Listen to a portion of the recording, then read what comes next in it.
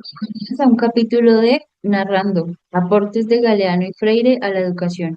Soy Camila Alejandra Zambrano Sepúlveda, estudiante de la maestría en educación, y en este primer episodio exploraremos las perspectivas y lo que aporta desde los autores Paulo Freire y Eduardo Galeano en un ámbito educativo, haciendo un paralelo entre lo que se escribió y lo que se observa actualmente en la práctica pedagógica y el sentir docente. Para ello, en este espacio nos acompaña el licenciado en Matemáticas y Física, Wilton Robeiro. Comencemos con Paulo Freire y su obra Pedagogía del Oprimido, publicada en 1970, en donde se hace una reflexión de los roles del docente y el estudiante en el contexto educativo, reconociendo sus acciones y cómo a partir de estas acciones pueden transformar la educación como la conocen y asimismo transformarla. De estas reflexiones surge una de las célebres frases: la educación no cambia el mundo, cambia a las personas que van a cambiar el mundo. Primero aprovecho para agradecer la invitación al podcast del día. Y bueno, teniendo en cuenta lo que comenta Camila y lo que vimos en el día a día en las aulas de clase, vemos cómo las reformas educativas buscan empoderar a los estudiantes para que desarrollen una conciencia crítica sobre su entorno, fomentando una educación que no solo transmita conocimientos, sino que también forme ciudadanos activos y comprometidos en la justicia social. Exacto. Y desde esa perspectiva vemos cómo la relación entre docente y estudiante, o como lo menciona Freire, educador y educando, en donde se da un aprendizaje mutuo por medio de una pedagogía dialógica en donde se depositan conocimientos del educador a los educandos. En ese orden de ideas se busca crear ambientes de aprendizaje más participativos y colaborativos, donde los educandos tengan voz y sean agentes activos en su propio proceso educativo. Esto incluiría metodologías que promuevan el aprendizaje basado en proyectos y el pensamiento crítico. Para Freire, la educación es una práctica de libertad, un proceso liberador que permite a los oprimidos recuperar su sentido de humanidad y luchar por su propia liberación ideológica. Y teniendo en cuenta estas premisas, vemos cómo los sistemas educativos también se enfocan en encontrar estrategias que permitan a la comunidad educativa en general liberarse de barreras socioeconómicas, culturales y políticas que impiden su pleno desarrollo. Se promueve una educación inclusiva y equitativa que atiende a la diversidad y a las necesidades específicas de cada comunidad en general. Me parece importante recordar que esta obra se inspira en la educación de Brasil y su contexto sociopolítico durante el siglo XX, donde la lucha contra la dictadura y la opresión era una realidad cotidiana. Su enfoque educativo es una respuesta directa a estas condiciones de las que pocos se atrevieron a hablar. Y también vemos cómo de cierta manera se asemeja a la educación de nuestros tiempos y los cambios que se hacen buscando encontrar respuestas a contextos específicos, abordando problemas contemporáneos como la globalización, la digitalización y las nuevas formas de desigualdad económica, ideológica, social, entre otros. Buscan preparar a los estudiantes para enfrentar y transformar estos desafíos con una perspectiva crítica y consciente. Y bueno, para cerrar nuestra conversación frente a la obra de Paulo Freire, Pedagogía del Oprimido, quiero destacar la visión del autor de cómo la educación se puede convertir en nuestra arma de liberación y puede transformar la realidad y superar la opresión del pensamiento. Los cambios educativos buscan no solo mejorar los resultados académicos, sino también promover la equidad y la justicia social. Esto se refleja en políticas que intentan reducir la brecha educativa, mejorar el acceso a la educación de calidad y fomentar la inclusión. Ahora hablemos de Eduardo Galeano, un escritor y periodista uruguayo, autor de grandes obras literarias, como por ejemplo Las Venas Abiertas de América Latina, de la cual también haremos un paralelo entre lo que nos ofrece Galeano y lo que se evidencia en la actualidad.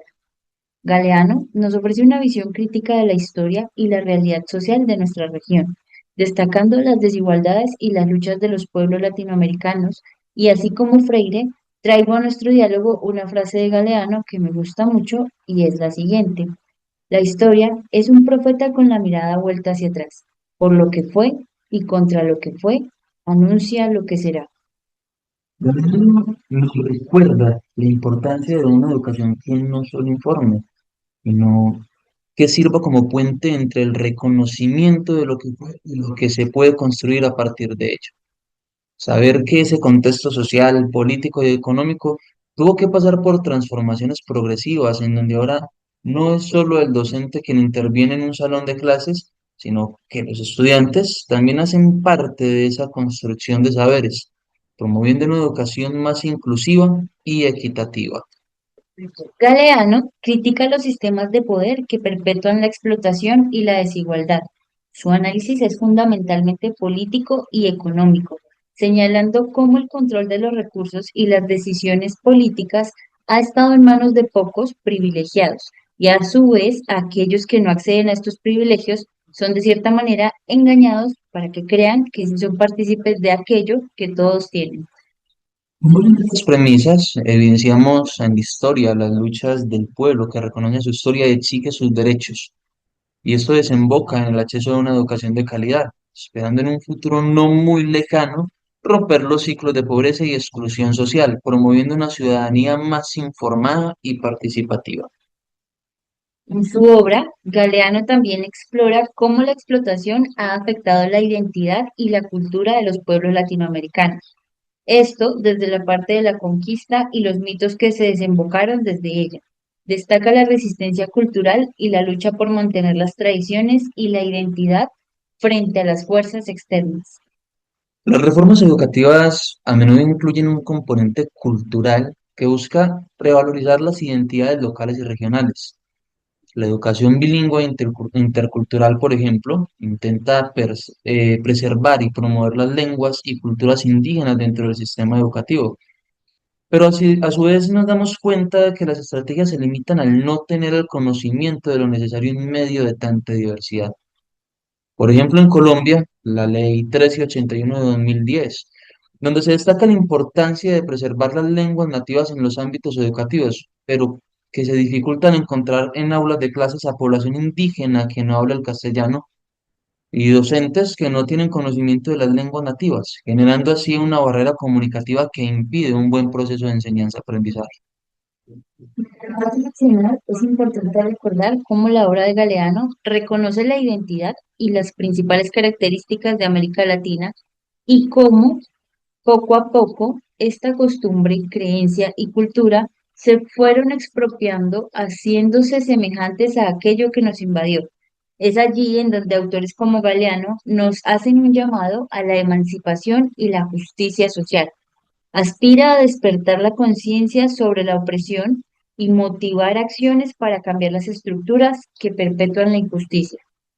De manera similar a lo que veníamos dialogando con Freire, Galeano enfatiza esa necesidad del despertar ideológico y hacer parte de la transformación educativa que tiene como objetivo empoderar a los individuos a través del conocimiento, fomentando la capacidad crítica y la acción colectiva para mejorar sus propias condiciones de vida y las de sus comunidades.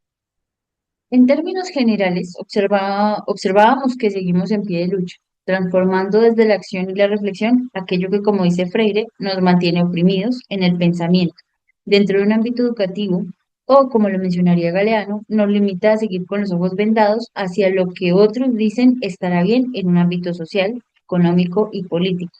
La invitación que se nos hace es aquella que emancipe y transforme el pensamiento y las acciones para un bien común. Cito aquí un pequeño apartado del informe de la UNESCO que dice, la educación y la acumulación de habilidades son fundamentales para superar desigualdades estructurales, mejorar la movilidad social e impulsar la productividad. UNESCO 2017, página 45. Es evidente que el cambio está en nuestras acciones y las prácticas que generamos desde los contextos educativos. Somos quienes tenemos la oportunidad de aportar nuevas ideas y estrategias pedagógicas que favorezcan los procesos de enseñanza y aprendizaje de nuestros estudiantes y hasta de nosotros mismos, la formación continua de docentes y la promoción de la educación inclusiva.